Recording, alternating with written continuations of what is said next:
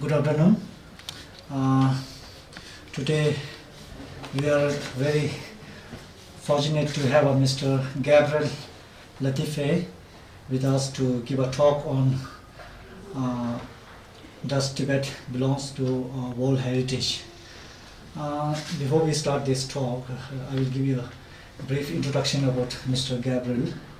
Mr. Gabriel is an Australian academic and development policy consultant to the Environment and Development Desk of the Central Tibetan Administration. He is associated with the Tibetan since 1977, and he is currently in Dharamsala as a trainer to the Tibet Policy Institute and Tibetan Center for Human Rights and Democracy.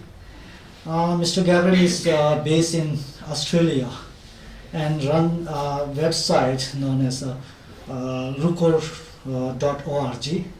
that comprehensively explore the lives of the Tibetan nomads who are now required to abandon their lands and herds and live utterly dependent on the state for everything and in new concrete settlement. Mr. Gabriel is also an author of the book called Spoiling Tibet, China and Resource Nationalism on the Roof of the World.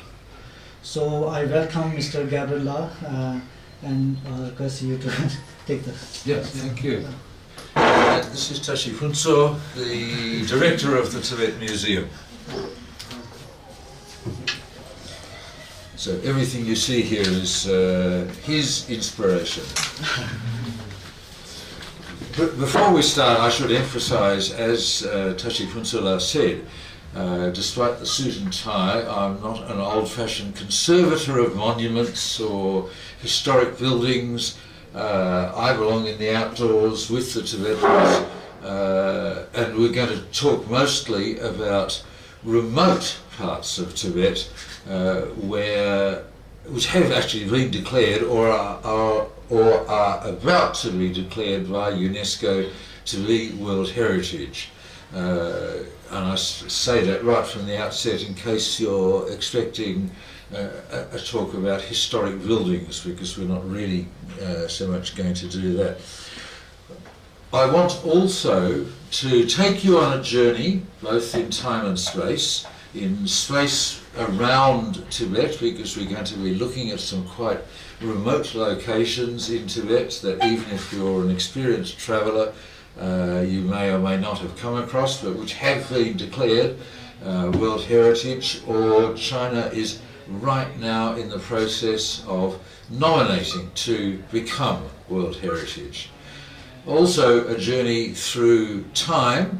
I noticed the historical display on the wall behind us as you come up the stairs starts in 127 BC, but of course Tibet, like many countries, has a prehistory before the history, and we're going to look at some evidence that is relevant to this particular nomination that China is making. There's plenty of room up the front, folks.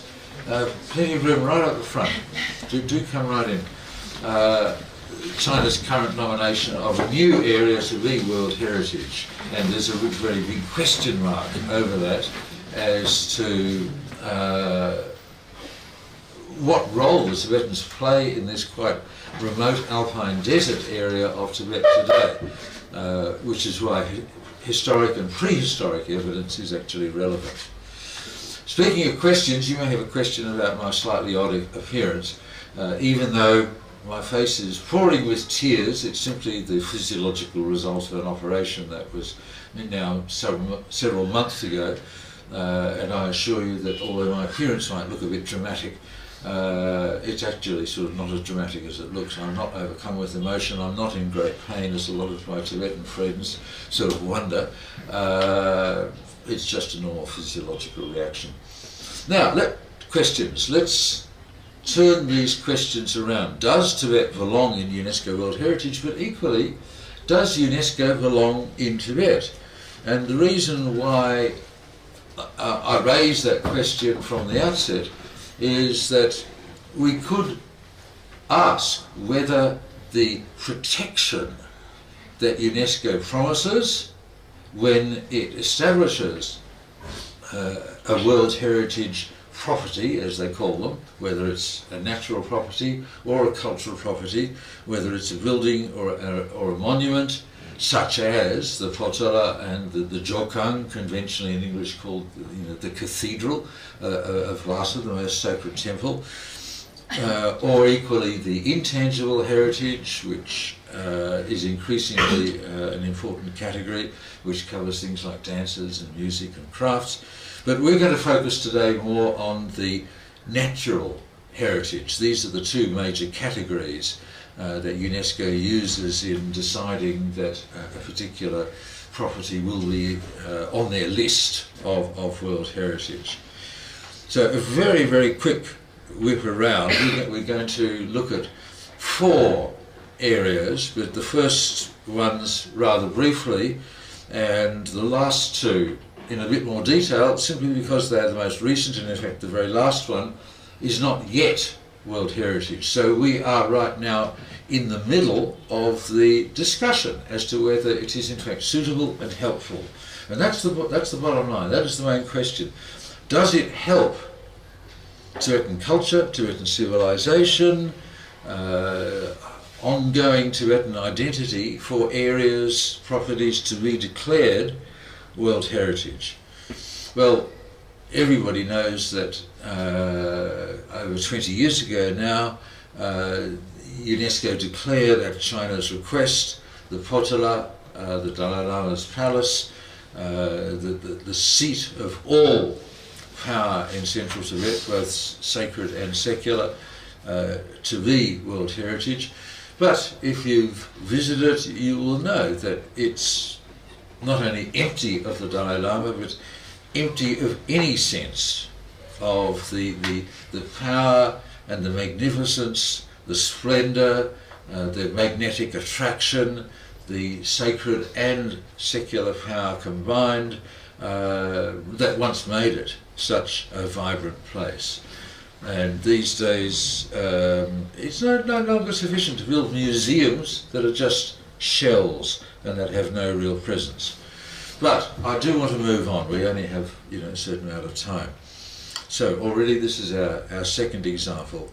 This may, on the contrary, far from the Potala, be a place you've never heard of, which wouldn't be at all surprising, particularly if I use its Tibetan name, which almost nobody knows, Zitsadegu. Its Chinese name, which has become much more famous, you might have even visited, is Jushigo. And Jushigo, interestingly, is a direct translation of the Tibetan name, which means 9 stockaded villages. In other words, 9 villages in sort of coming down a narrow valley, a steep narrow valley, of Tibetan farmers who always built a strong wooden fence around each village, a stockade.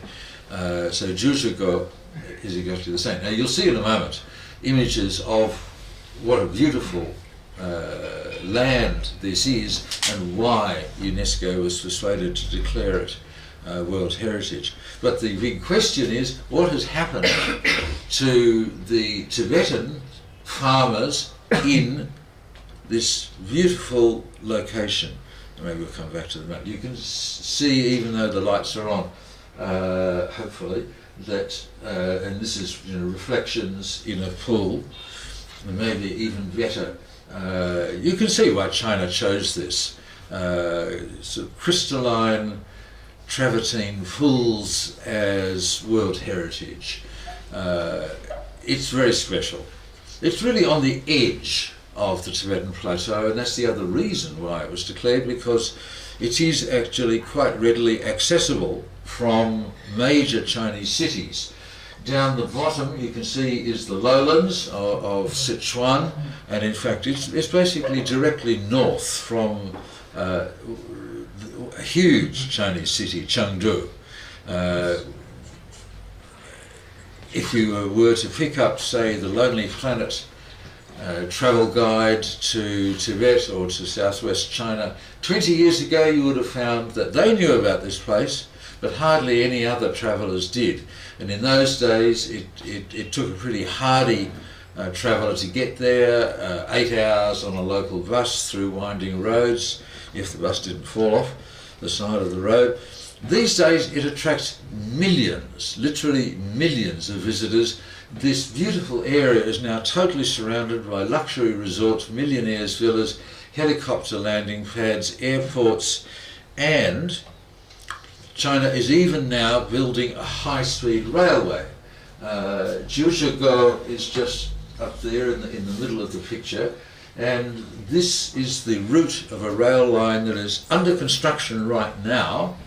It's a high-speed rail line, which means it'll travel at least 200 kilometres an hour, and it connects two of the major cities of northwest China, just off the top of the map, Lanzhou, and southwest China, Chengdu, at the very bottom of the map. But interestingly, you can see again from the colouring on the map that the grey-white is the snow mountains of Tibet, and the sort of yellowy brown on the right-hand side is the lowlands, the lowlands of the Sichuan Basin. So there's no obvious reason why the route of the railway has to climb up onto the Tibetan plateau and then go back down again in order to connect these two major cities of Lanzhou and Chengdu. But China now has the engineering skill. They have trains that have been specially built by the Canadian company Bombardier that are pressurized like aeroplanes to take travellers in comfort even to high altitudes where otherwise people might suffer from altitude sickness. Do come in, there's seats near the front. So China has the engineering skill and capacity to do this, and they're doing it. Now let's quickly move on to another remote area. Here we have another UNESCO property called the Three Parallel Rivers. This is a very large area that was declared UNESCO World Heritage comparatively recently, only in 2004. And you would think that by this time UNESCO would have learned how to negotiate with China. The Three Parallel Rivers are named after three of the greatest rivers of Asia, which at one particular point flow very close to each other. So here we have the Yangtze, which the China knows at this particular part of the river as the Jinsha. We have the Lansang, which is the Chinese name for the Mekong, which flows all the way after leaving Yunnan in southwest China down into Laos, Burma, Vietnam, Cambodia, etc. and Thailand, sorry. And the third river is the Nu, as the Chinese know it, the Gyalmangutchu in Tibetan, and the Salween of Burma. So three of the world's major rivers at this particular point here, which has become the UNESCO World Heritage, they are only 20, 30 kilometres apart, but of course separated by massive mountain ranges in very steep valleys. So you can see here an official Chinese map that shows you the boundaries, and you can see these funny little sort of squiggly yellow-brown lines in little patches rather than one continuous property. And if I show you another map that just identifies the boundaries very, very simply and clearly, you can see it's a bunch of jigsaw puzzle pieces that don't connect.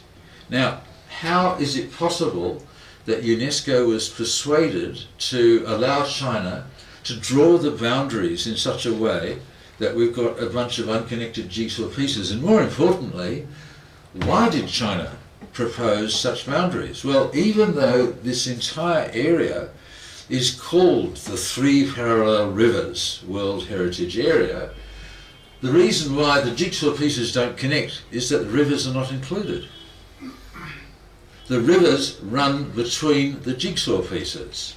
In other words, China succeeded in persuading UNESCO to accept boundaries that include the steep valley sides, but not the bottom, not the actual riverbed, and not a couple of 100 metres above the river either. Why?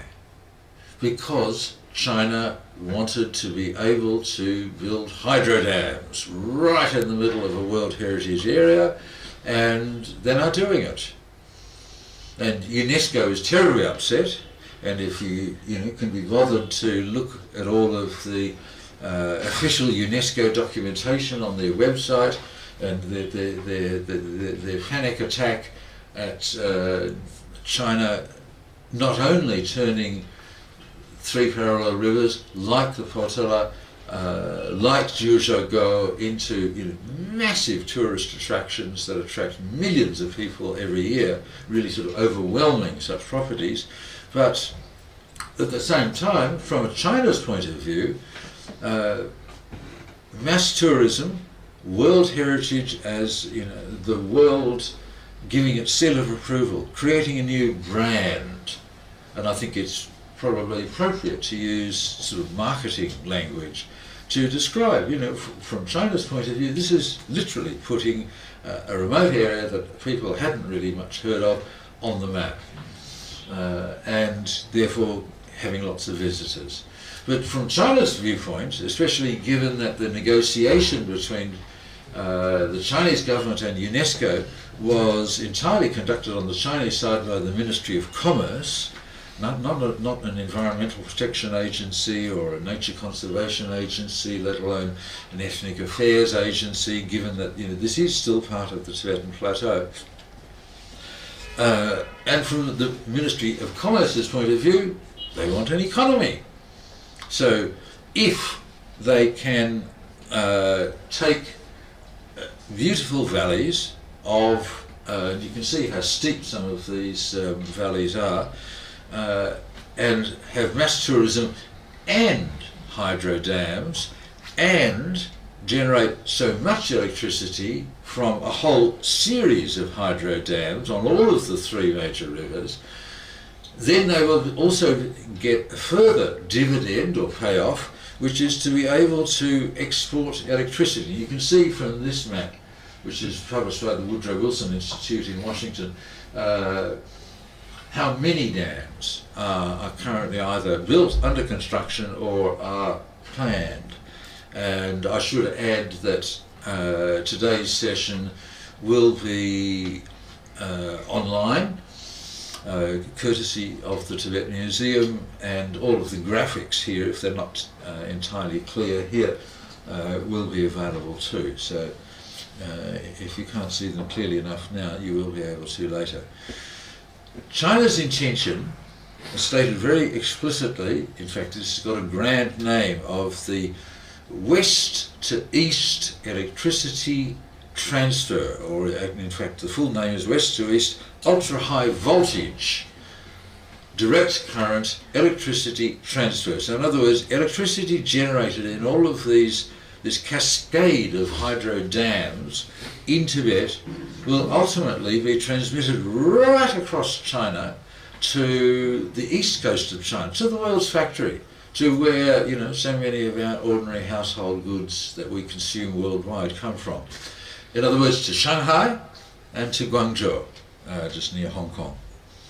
So it may be a little bit hard in here to see the power lines stretching across this very rugged landscape, but again, China, is very proud of having mastered the technology of ultra-high voltage cables, and almost by definition, since, as you saw when I showed you the map of the rivers, those rivers are basically flowing from north to south, from the top of the map to the bottom of the map, almost by definition.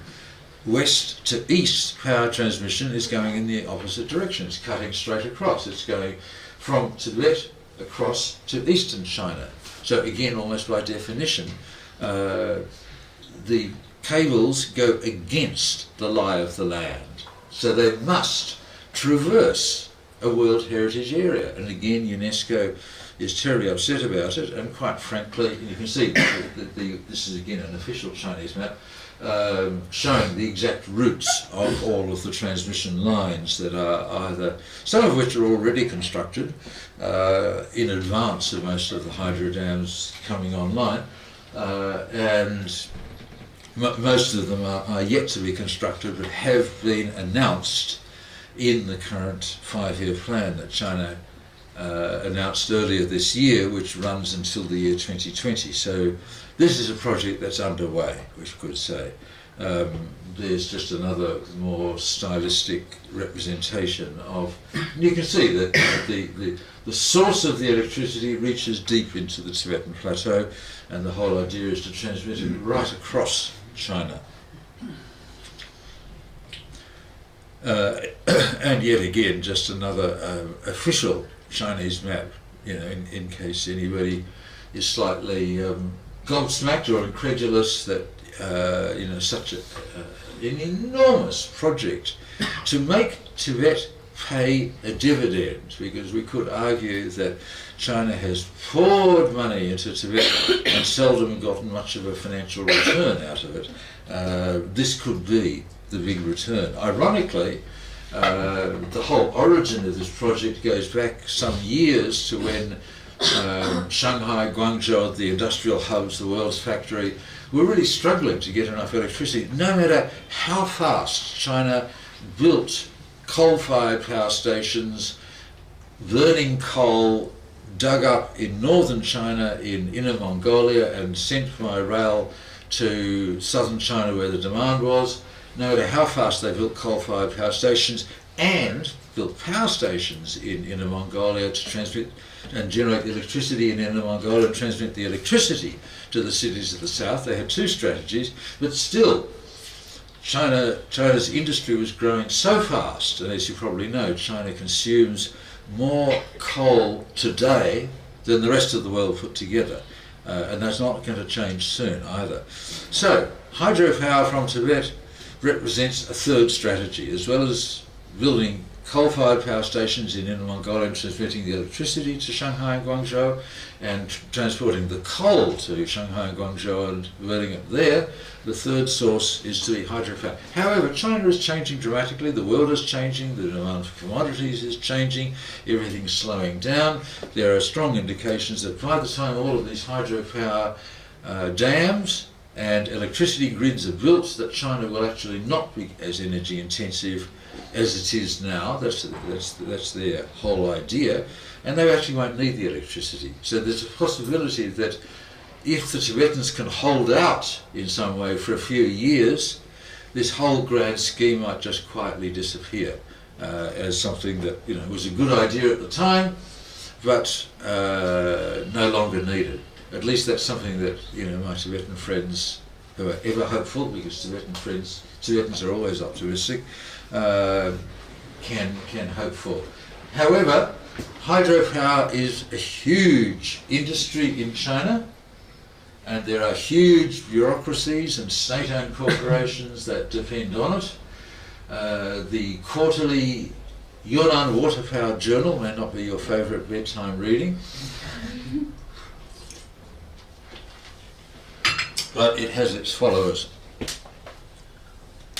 And there are several journals, and you can see, you know, the sun rising over the power lines. Clearly this gladdens the hearts of electrical engineers. In order to capture these wild mountain rivers will require the construction in coming few years of the tallest dams in the world, literally the highest dams ever built, the highest of which will have a wall 318 metres high. That's, to give you some sort of rough comparison, 3 times as high as the tallest tree in the world. And I should add that all of these dams are on seismic fault lines and are very susceptible to earthquake, and there's increasing evidence that building dams, huge heavy dams, on narrow valleys with the red line. The blue lines are the rivers, the red lines, the reddish maroon colour, are the fault lines. I mean, this is a seismically active area, an extremely active area where earthquakes can and do occur. So there are all sorts of dangers. Now, as I said before, I introduced the word brand building. I think from China's point of view, that's the main attraction. That if they can say the world has given this project its seal of approval, they can monetize it. They can turn it into money. That's the main attraction. And that's why we end up with both the dams and the power grids right smack in the middle of a World Heritage Area. I don't think that meets what we normally think of as World Heritage, but China has no problem with that whatsoever. It's just inside a Chinese hydropower station. As I said, the UNESCO is deeply troubled by this, but if you look at their documentation, they keep raising this with the Chinese government, and since this is a formal agreement between the United Nations agency and China, technically the Chinese, if UNESCO raises the question and basically says, look, how come you're building all these hydro dams, that wasn't the idea, China does have to reply. But basically the reply is, go away, it's none of your business. They're outside the World Heritage Area, it's nothing to do with you.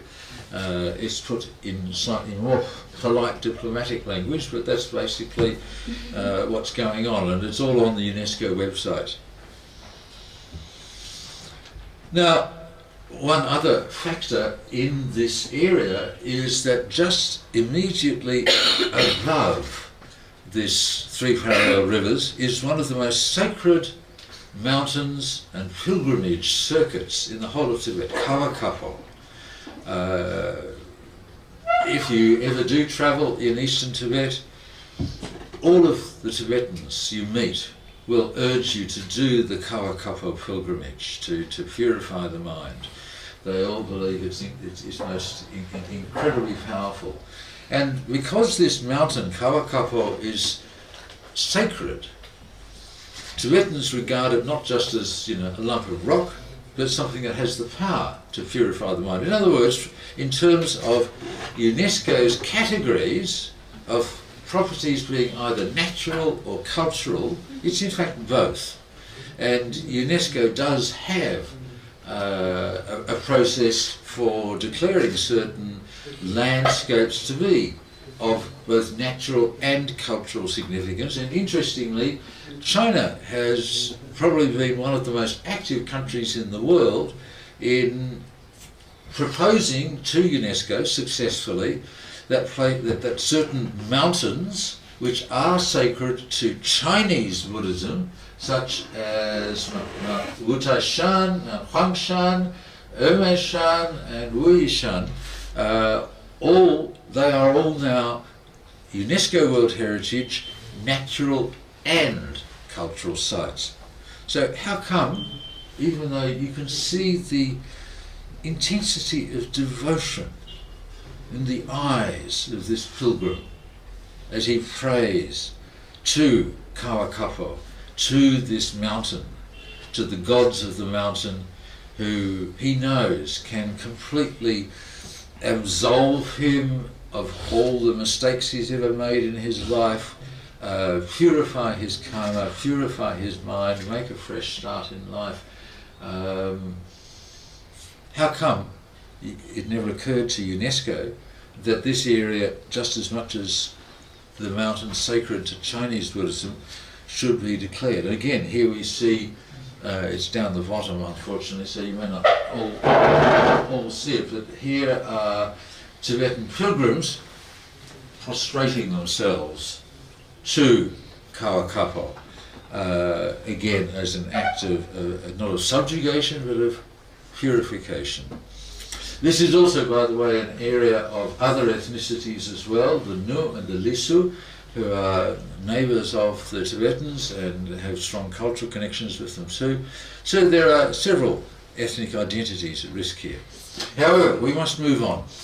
Here's the last case study. This is Hochschild in what everybody tends to think of as the empty quarter of Tibet. And this is the one that is current. So this is being debated right now. UNESCO is due to make its decision as to whether this huge area, an area twice the size of Switzerland, an area famous for its Tibetan antelope, the chiru. I'll generally use the Tibetan term chiru for this endangered animal, which used to have a population of 1 million a century ago, and it's come down to about 1/8 of that for reasons that we'll go into. So, to orient you, all of the shaded area right in the middle of the Tibetan Plateau, going really right across the entire Tibetan Plateau. This is the shaded area really embraces the Tibetan Plateau at its widest, so it extends right from the border with Ladakh, northern India, at this end, right through to the border with lowland China, at the other end in the provinces of Gansu and Sichuan. So the shaded area is all nature reserves, areas that China has set aside to demonstrate that China is serious about conservation and climate change, but that tends to mean that the nomads get excluded. Right in the middle of these 4 different nature reserves, the brown colour shows the boundaries of Hochschild, that is the area that China is nominating to be World Heritage right now. It's an area, the map doesn't really give you much sense of scale. As I said, this is an area twice the size of Switzerland, 77,000 square kilometres, and what it's famous for more than anything else is the chiru. The chiru are extremely agile and they're extremely mobile. They need to be mobile because they are seasonally migratory, and they often travel roughly 350 kilometres between their winter pastures and the much drier areas that only get rain and therefore only get grass in summer, which is where they go to give birth. So all of the pregnant females must travel 350 kilometres, often very, very quickly, to the birthing grounds. Now, China's policy of insisting that the nomads must compulsorily put up fences clearly, is one of the reasons why the chiru numbers, and while we can see how incredibly agile they are, the reality is that fences often have a devastating effect on the chiru. If a chiru, the zoologists who took these photos said that they thought there was some evidence that this chiru, and it's got long horns so it's a male, probably was being chased by a wolf and ran into the fence and got snagged on the barbed wire fence and would have died a very, very painful death, a slow and painful death, being sort of caught on the barbed wire fence. So there are many reasons why the chiru are endangered. Now, I said we would take a journey into the past. Here we have an image carved in the rock by Tibetans thousands of years ago, thousands of years before the formal start of Tibetan history celebrated in this historic museum. These are images that I thought to include simply to make it really, really clear that Tibetans have a deep connection with the chiru. In a land that was unfenced, wild herds of chiru and other animals, and the domestic herds of the nomadic pastoralists, their sheep, their goats and their yaks, mingled. There was no separation, there was no enmity, there was no competition. There was no problem. There was no problem both with productivity and sustainability. From the long-term conservation viewpoint, obviously sustainability is incredibly important. Equally, from the viewpoint of human use, it needs to be a productive landscape, and productivity is important. And the Tibetans, according to all of the evidence that I've been able to collect, manage both sustainability and productivity, and to deeply celebrate. To me, that is one of the most sort of beautiful rock art carvings I've ever seen. It's really exquisite. I mean, to me, it sort of shows a deep love of the Chiru, and that love has persisted for, as I said, for thousands of years. A couple of these images are maybe not quite as clear or as dramatic, especially in this lighting, but here's one last one. The Chiru up the top, a yak, and an elephant.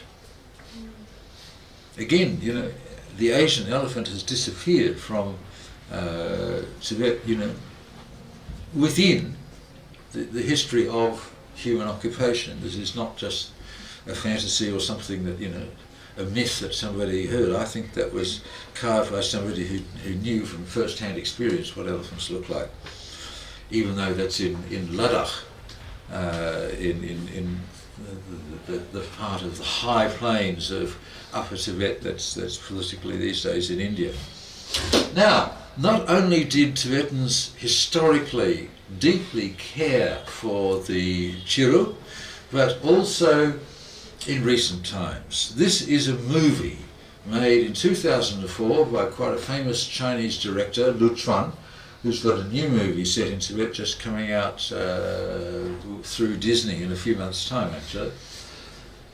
This is a movie about the Tibetan wildlife nature reserve rangers who went out into the alpine desert to try to protect the Chiru from being slaughtered, because, as I said, their numbers went down from roughly 1 million a century ago to as low as 60,000, and they've now started to recover. There's perhaps 150,000 now, which is partly down to these guys. These were the Tibetan rangers who created the mountain patrol in the 1990s that took the risk, and here again you see another one of the posters advertising this movie, showing a wife grieving over her dead husband because he was one of the rangers and he's just been shot and killed by the poachers. And that's based on historic fact. I mean, that's based on what actually happened. And in fact, even Chinese audiences were so moved by the efforts and the willingness of Tibetans to risk their lives to protect the Chiru, whose downy underbelly fur is amongst the most precious in the world. It makes the world's lightest and warmest shawls, called chatouche. But just to make one shawl requires killing half a dozen Chiru, because there's only a limited amount of that sort of very, very soft, downy underfur. So, not only did China make a famous movie celebrating the life, and it's interesting to see a Chinese-style tombstone celebrating the life of, you put his name in slightly Chinese way, Soinam Dajie. Tibetans would say Soinam Dajie. And this is the book that image came from, and I'll circulate it, because you'll see how Chinese audiences resonated with all of this. They really appreciated the effort and the sacrifice that Tibetans were making. It became a common cause.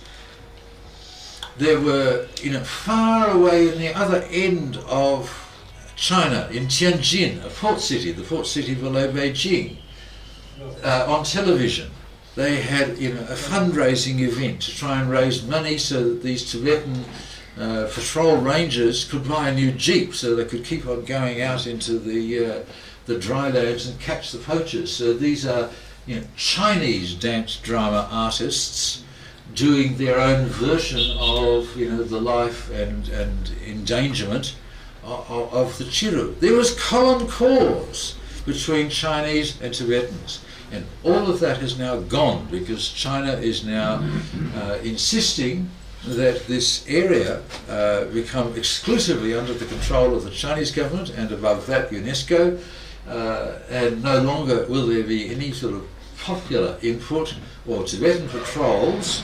And China is actually saying in its official submission to UNESCO that this is a no man's land. In other words, there are no human inhabitants in this entire area twice the size of Switzerland.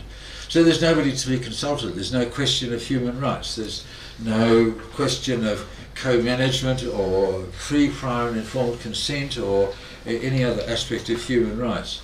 So unfortunately, we've come a long way from people of Tianjin responding to a television appeal on one of their local TV channels and contributing money to preserve an animal that in all probability they had never seen in the flesh, and in all probability would never see in their whole lifetime or ever go to this remote part of Tibet and actually see it for themselves. And I think those of us who come from Western countries will recognise that people often have a big heart and a desire that remote areas be preserved for the future, and the animals there be carefully conserved, even if we've never been there. But we would want it done together with the people, not by excluding the people.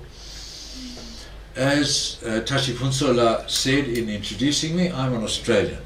In Australia we have a very similar, this is to me an uncannily familiar story.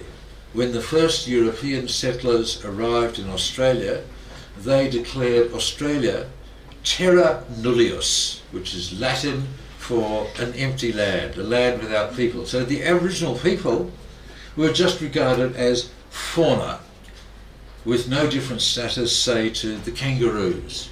You don't consult with the kangaroo about whether you're going to take its land, you just take it, and you don't consult with Aborigines. That was the attitude in Australia 200 years ago, and mercifully we've started to learn some lessons, and I don't think we're quite that bad these days. But this reminds me, unfortunately, of that attitude. China keeps calling this a no man's land, and yet the Chiru was turned into a cute little toy as one of the 5 official mascots. The Olympic rings have 5 rings, so there were 5 mascots for the Beijing Olympics.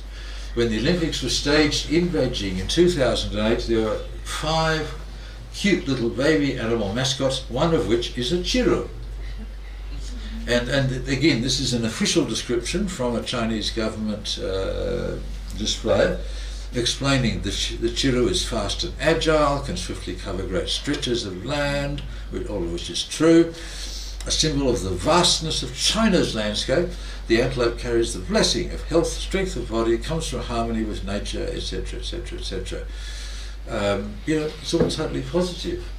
And yet, why does it have to be an either or, zero-sum, dualistic proposition?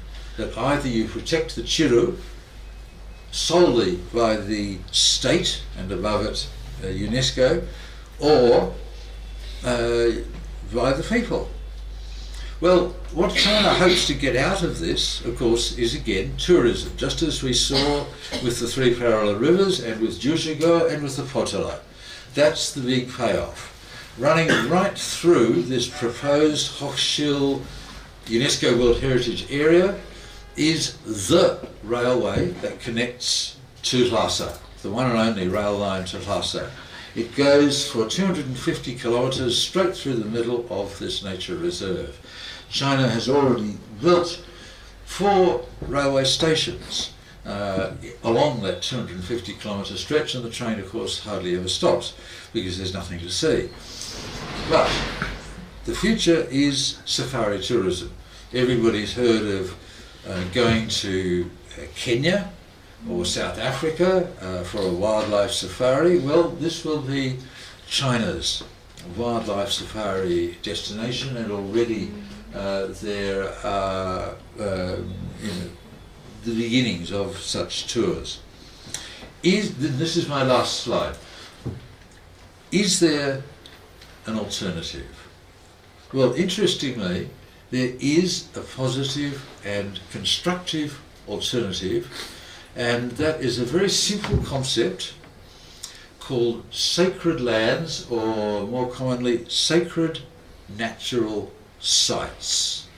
Despite the political crackdown in China and all of the the difficulties that Tibetan and Chinese environmental NGOs face, there are Tibetan environmentalists working in this area. I met one of them, Ngawang Jigme, a few months ago, in Norway of all places.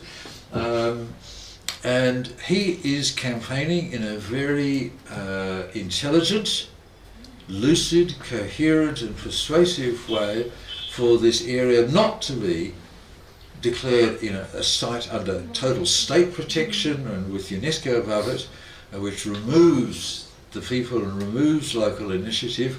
His idea is that it becomes a sacred natural site. Now, by definition, what makes it sacred is the fact that the local people in the area have always regarded it as sacred.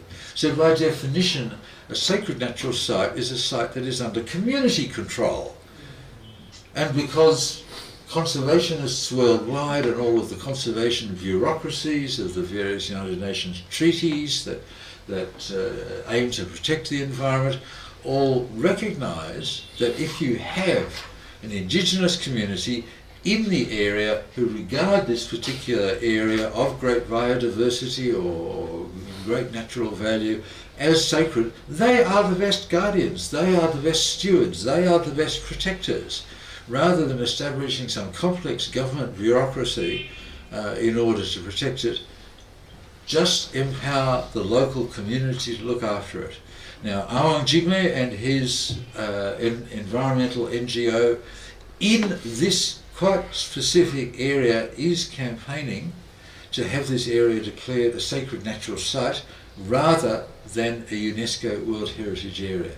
That's where the situation stands at the moment. So I'll stop in a sec and open up for questions and discussion. The decision as to which way it will go is in the hands of the UNESCO World Heritage Committee, who are due to make their final decision when they next meet as a committee to evaluate and make decisions on all of the nominations that come in from around the world in their next World Heritage Committee meeting, which will be in Krakow in Poland in July next year. So there's 8 months, 8 or 9 months until that decision is made. So if we have voices, let's make our voices heard. There is time to see whether it's possible, despite China's insistence that this is no man's land, and that they're very explicit about the sexist language, by the way, they use it all the time, or is it in fact still part of a Tibetan community? In fact, even China's own census says that there are tens of thousands of people living in this area, but so far as China is concerned, this is no man's land, therefore there are no people to be consulted, and in all probability, as in some of the other nature reserves adjacent to this one, on the grounds of nature conservation, people will be, nomadic pastoralists will be instructed to actually cease living and using the land and be relocated. So that's very quickly my response to those key questions. Does UNESCO World Heritage Protection actually protect? Does it succeed? Unfortunately, there are several examples, and I think all of our 4 case studies suggest that it's quite problematic and it's not at all straightforward. So, over to you. Any questions?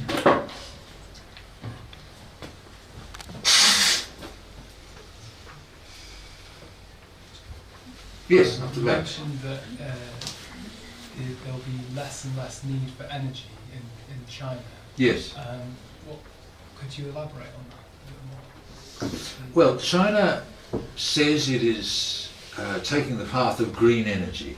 It is also taking, in fact, what China promised to the world at the big negotiations in Paris in December last year was not that it would actually reduce its specific emissions, but it would reduce the energy intensity of its industries. In other words, it would take less energy to produce, say, 1 ton of steel, say 5 years from now compared to now.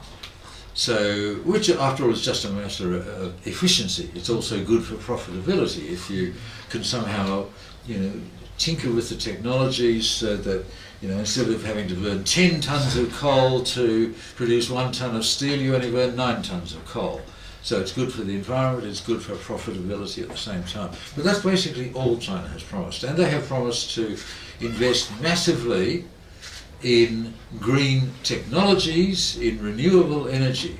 Now again, from a Tibetan viewpoint, that's slightly complicated, because if it means solar power, wind power, well, the Tibetans have abundant both solar energy. Tibet is close to the sky. Chinese, when they meet Tibetans, say, is it, I've seen this happen in a classroom, is it true that in your country you can touch the clouds? They have this sort of wonderful romantic image, just ordinary Chinese people. So there's plenty of solar energy, there's plenty of strong winds in Tibet, so Tibet would actually be good for solar and wind power, but China's not particularly building it.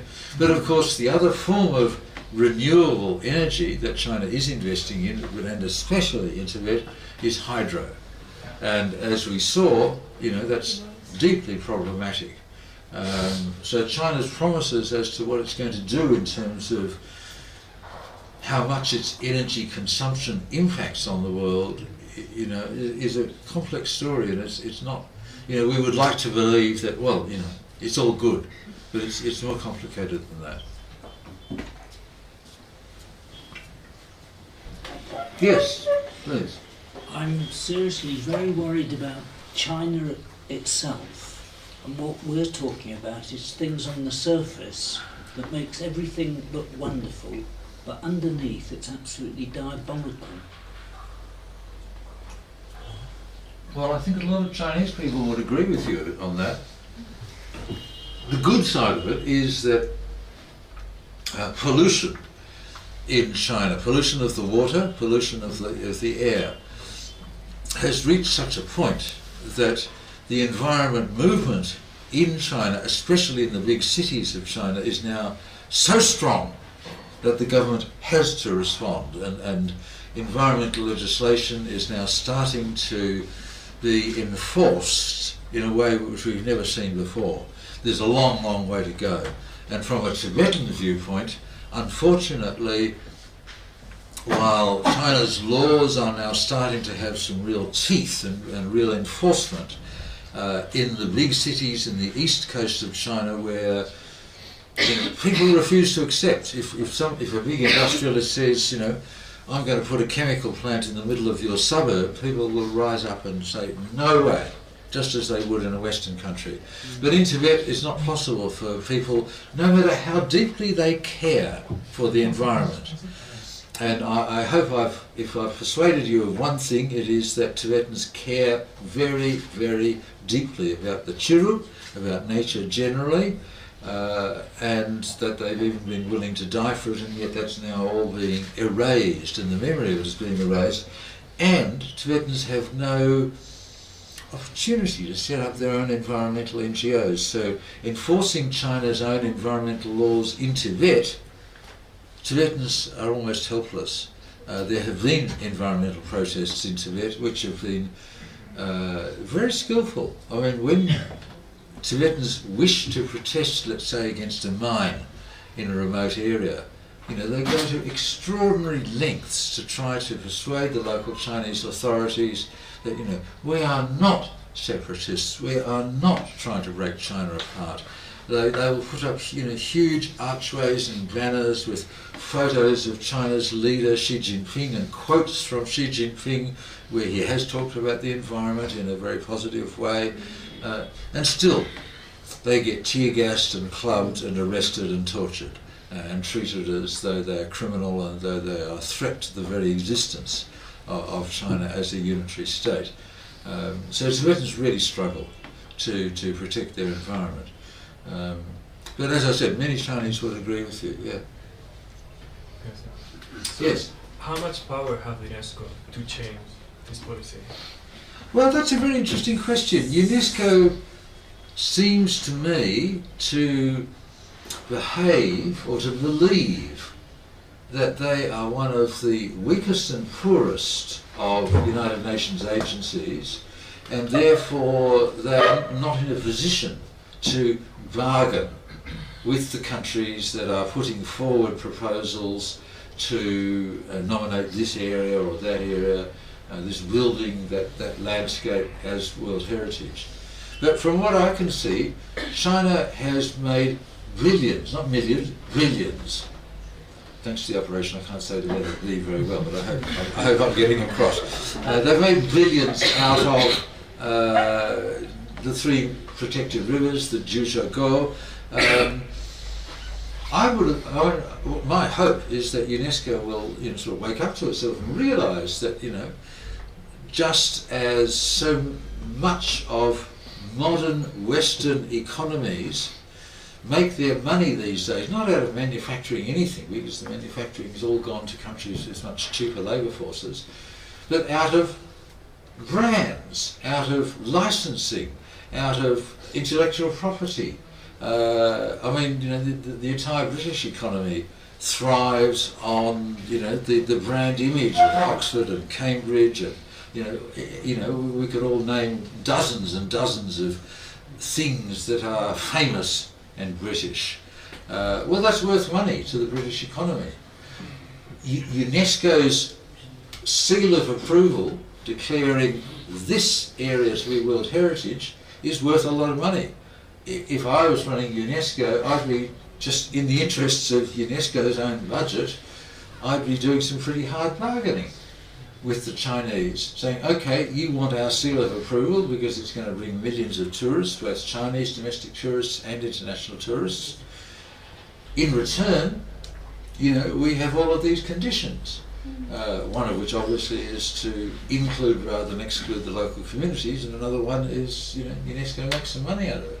But UNESCO doesn't seem to take that attitude, which is very unfortunate. That they tend to see themselves as very, very weak. Yes, up the back. So two questions. The first one is maybe about I don't understand the politics between different UN organizations or agencies, but Not do I.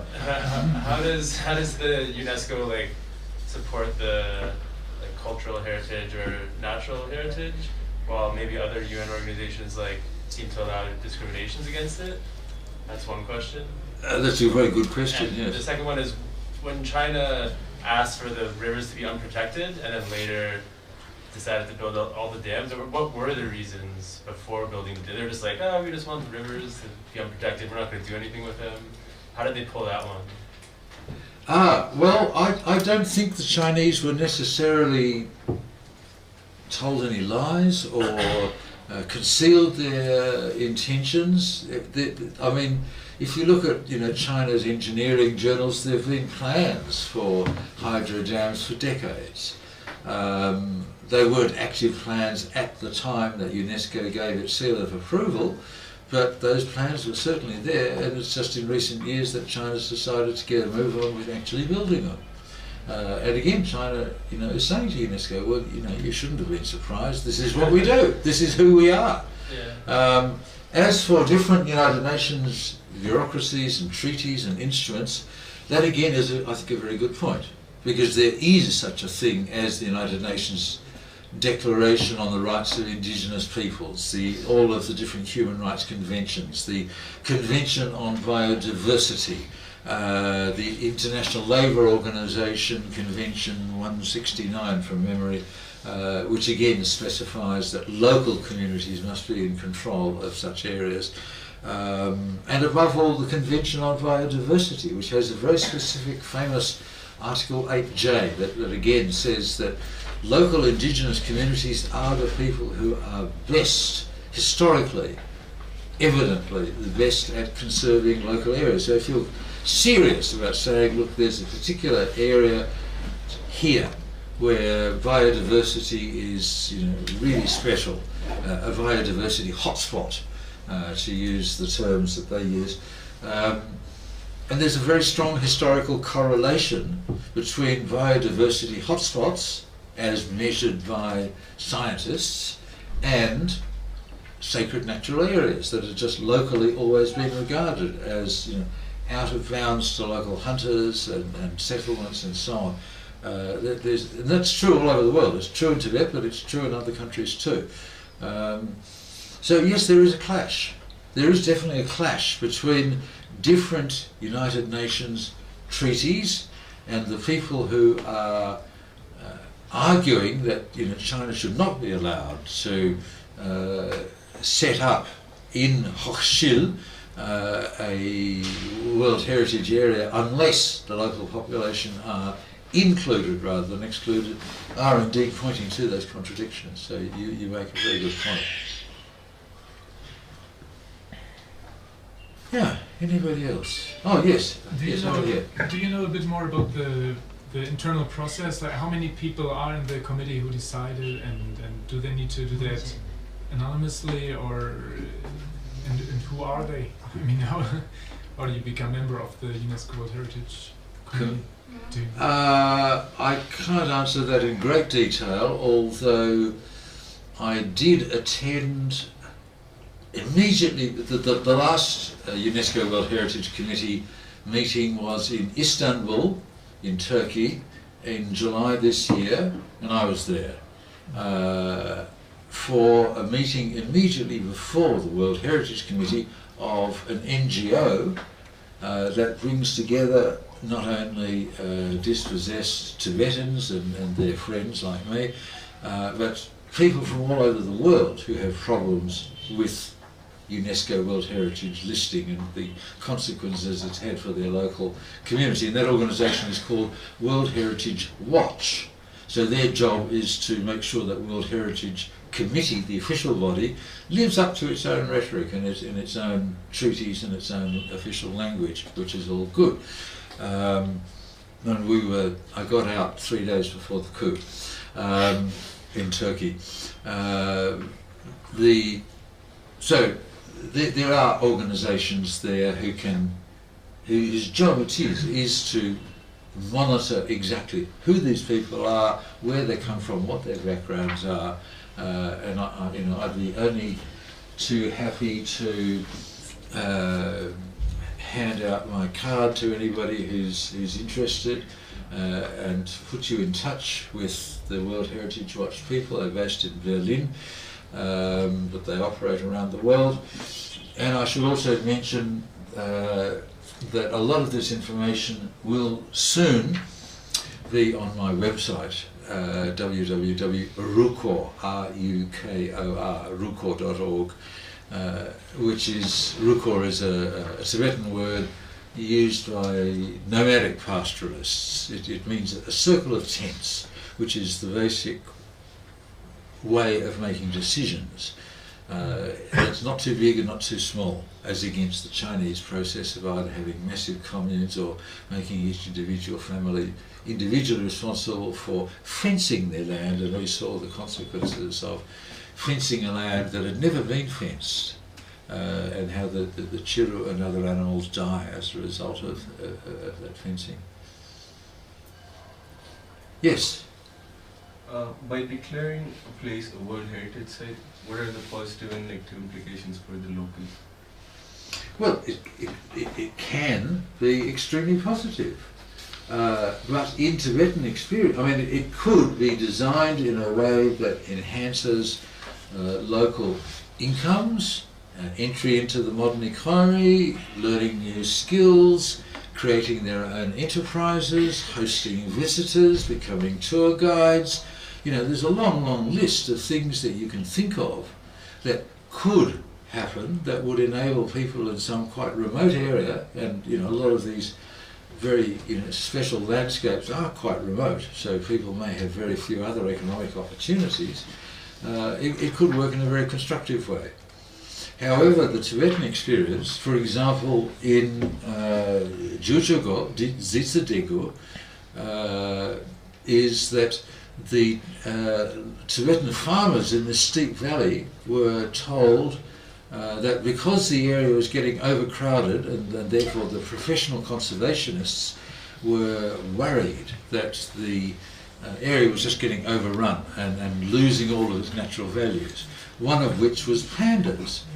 When UNESCO first declared this a World Heritage Area, there were pandas there. Well, nobody's seen a panda there for over 25 years now, because it's just completely surrounded by luxury villas and resorts and hotels. But who had to pay the price? The Tibetans in the valley. They were first of all told to stop farming, because it doesn't look right, it doesn't look good to have farming happening in a World Heritage Area. This is meant to be pristine, like a cathedral of nature, rather than having ordinary human beings making their living out of it. So first of all, they lost their farming livelihoods, but at least they were able to host overnight in their homes some of the millions of Chinese visitors who would come through day and night, who wanted to do more than just sort of wander around during the day. They wanted to stay overnight, and stay overnight in the World Heritage Area, so the Tibetans could at least host them and at least make a little bit of money. And again, the UNESCO scientists came along and said, conservation values are being compromised and the whole area is under threat. One of the things that we're going to have to do to preserve the natural values of this area is not to restrict the number of visitors, but to restrict the right of Tibetans to host Chinese domestic tourists overnight. So they lost a second source of income, and now their only source of income is working in, as staff of the resorts, the hotels, and the official, park headquarters, in quite lowly jobs. Because, as I said again, nearly all of the visitors are domestic Chinese. The entire industry is run in the Chinese language. Very few Tibetans are fluent in Chinese, especially in written Chinese, and there would be a requirement that they be fluent in reading and writing Chinese. So the bottom line is, time after time, whether it's the Potala, whether it's, well, really in all of the case studies that I've presented, the Tibetans have ended up basically being excluded from their own heritage, their own lands. It doesn't have to be that way at all, but that's how it's worked out. It doesn't have to be that way. But if you define this area as purely, historic site, has nothing to do with present day people, or as a site of natural value, again, it doesn't involve people. Nature is nature. There's this sort of sharp divide between natural and cultural in the very structure of how UNESCO classifies places. And I think that's one of the key problems. It's a very old-fashioned attitude. This really goes back to the 1970s, when UNESCO first got going and first created these two separate concepts and categories, the natural and the cultural. And it's up to each government that says, oh, we have this special area, we would like it to become World Heritage, will you agree? It's up to the government to say, we want UNESCO to classify this as a natural site, or a cultural site, or a hybrid site that includes both. And as I said, there are many other sites in China that are sacred to pilgrimage sites for Chinese Buddhism that have been declared to be both, but not in Tibetan case. So again, these are mistakes that could be corrected. They are not beyond remedy, but there's no sign that China has any interest, and there's no sign that UNESCO feels it has any real bargaining power, unfortunately. So the history so far suggests that UNESCO will agree with China's proposal for the next one, Hochschild, and will not make any significant changes if what's happened in the past is any guide to what's likely to happen next July. But then, maybe we can mobilise a whole lot of people who go to Tibet or have some sense of connection with Tibetan people to change that outcome. It's not inevitable. In that case, what is a healthy, effective way to spread the message, to bring awareness about the sacred lands or the current situation that doesn't include agitation at a communal level? Well, if you have a good heart and you're motivated and you like to do something, I would suggest you contact World Heritage Watch. If you can just remember those 3 words, they've got a website. As I said, they're based in Berlin. And they are the ones who are responding to this Chinese proposal and suggesting that the sacred natural site concept be a much more constructive alternative. So yes, there are things that we can do, and there are people who right now are trying to organise to do whatever is possible. Yeah. There's another organisation called the International Campaign for Tibet that is also involved and will continue to be probably more and more involved, quite specifically speaking up for Tibetans. So yes, there are things you can do. That's a very practical question, yeah. So, one last question perhaps. Coming back to my earlier point, I was reading a document about education in Tibet, and now Chinese is the taught language, and Tibetan is number 2. Well, things like language can actually be part of what UNESCO calls intangible heritage. So it is relevant to what we're talking about. Totally relevant. And the defence of the Tibetan language is in the hands of the Tibetan people. I know lots of Tibetans who, quite frankly, would, if they were to come to Dharamsala, would be quite critical of some of my Tibetan friends here in Dharamsala, who often talk in a mixture of Tibetan and English, and they would say, "Oh, you are Ramaluk. You are neither sheep nor goat. You are mixing the 2 languages." Now, because today is Wednesday, and every Wednesday is a patriotic day where not only the Tibetan women wear traditional clothing, which they do every day, but the Tibetan men put on their best Tibetan shirt, and they're very proud of Tibetan identity. But inside Tibet, there's a very, very strong movement to defend Tibetan identity, Tibetan culture, Tibetan language. The Tibetans are very, very capable of maintaining their own identity. They're a very strong people. Yes, there is pressure. Yes, China is saying absolutely that the Chinese language is your gateway to the world. Why bother learning Tibetan when all you'll ever be able to do is just talk to a handful of other Tibetans? Where's that going to get you? Tibetan has no use outside the grasslands. Chinese gives you a portal, an entry to the world. Chinese is the world language. That's a very strong argument. And certainly Tibetans these days are very keen to learn both. But not to learn Chinese at the expense of Tibetan. Now that puts a tremendous burden on each child, and some children have more of an aptitude to learn a variety of languages and more scholarly approach. But generally, Tibetan school teachers are right at the forefront of ensuring that Tibetan language is maintained. Yes, it's under threat, but I don't think we should feel at all that, all is lost. China is just steamrolling everywhere, and Chinese culture is sort of so irresistibly powerful.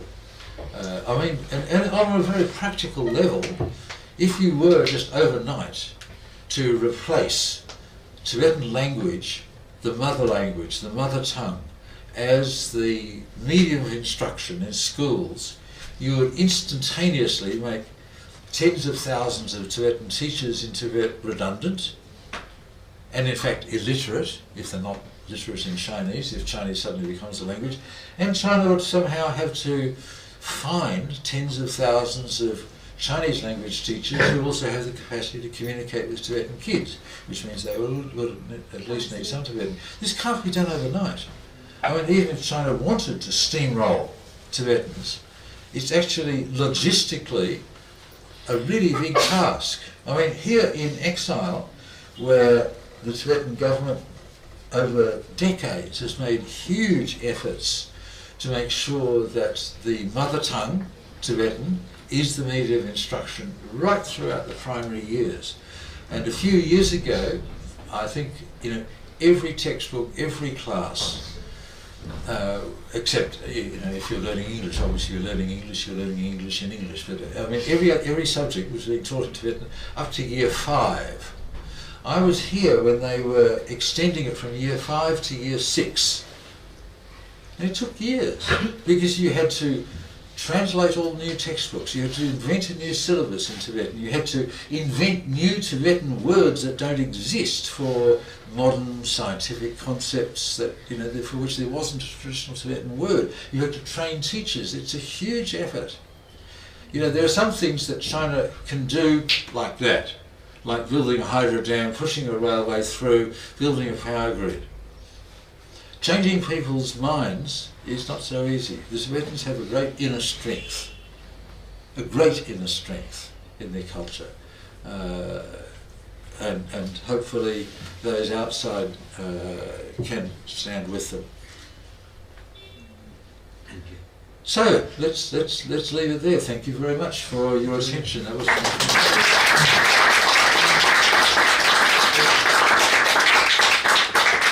It was a bit longer than it should have been, but thank you very much. He's raising hand for a long time. So can you attend one more? Oh, okay. Just very short today. I just missed your first beginning talking, but so you talk about the Shelton or Zitadego. So have you been there before? No, I haven't actually been to Zitadego. Okay. No. So actually, I was very close to near that town. I see. And so I was born around there, and so. Also, they were talking about shuru the animal. Yes. But so one of the Tibetan the animal national animals, the panther bear. That's the actual come from the Zitadego, or the usually Tibetan called the Shardongra. Ah. We call the Shardongra. Yes. But so you just before a lot of people probably know that if you ask the panther. It's a Chinese national animal, but yes. it's not. It is a Tibetan national animal. Yes, a lot of people doesn't know that. Yes. So I always argue with them. Good. Well, another thing that so I heard that you from Australia. Yes. So have you done before in Australia, like the Australian people like educated, like show the this stuff, because the Australia, the large number of the Chinese living there. Yes. Probably, I believe the Australia like 24 million population, and probably like 2.5 million Chinese living there. It's so, not quite that many, but yes. So have you done before in Australia like this? Yes, I mean, those because of us I'm living in Australia now, yeah. Okay. Well, I'm really glad that the last word has come from a Tibetan, and especially Tibetan from one of the areas that we've been talking about in Zitadego or Zhuozhou Chinese. And you're absolutely right that people think that the panda is a Chinese animal. In fact, the natural habitat of the panda is in the bamboo forests in the lower slopes of the edge of the Tibetan plateau, and that is probably the reason why the panda has continued to survive, because it lives in very steep country that was not traditionally inhabited by Chinese settlers, and so it has miraculously managed to survive into the modern world. And you also remind us that those of us who live in Western countries, there are plenty of Chinese amongst us, we should be educating them. You are absolutely right, this is really important. And in my experience, when Chinese settle in Australia, if they had come directly from China, usually their initial reaction to somebody talking about Tibet is, you Westerners, you all seem to have been indoctrinated. It seems to be part of your school syllabus to learn that Tibet was an independent country and the Dalai Lama is a wonderful man when everybody knows that he's a wolf. But gradually, in my experience, Chinese do relax a bit and open their minds a little bit, and slowly, real dialogue is possible. So I do think, you've made several very good points. Thank you. And as I said, it's good to give it to it in the last word. Yeah, but I was living in Australia like 12 years. And so the first you go into the school, and so there's like probably like 30-40 Chinese student and one Tibetan man, and so and then next day the teachers that you bring your own national something from your own country and then introduce yourself. So like for example, I was the get up and I'm in Tibetan and I show the Tibetan flag. The minute they are yelling me and so and in Australia, probably 85 to 90% of Chinese are living there in communist actually, and that's really quite angry. And you probably you hear about it, and the Olympic torch came to Canberra. I was there. We have Tibetans and the Australian sport for the Tibetan course. There's 1,000 people, and Chinese students, there's 10,000 people come. And that days they bashed a lot of people, the Tibetans, Australian people, who bashed Chinese people. They are not Australian citizens, they are just students, they bashed. So anyways, I have so many things happening. So yes. And I always and I left in my country 93. And so after went back to the 21 years, returned back to in my country. 2013 I went back, and as everything's damaged. Yeah, so yes. I was born in Nzorgi. Oh yes. So okay. it's East Tibet. There's a three-man river Machu, Michu, Druchu. So I was the region of the Michu. Yes. So the Michu is the one of the along the road. There's a million people live around that that water. Yes. 21 years return back, the pollute. You can drink if you can swim. So yes. many damage. Yes. Thank you. Anyway, so, yeah. Thank you for that. You've really enriched our understanding. Thank you. It's a big job, definitely. You're right. Okay.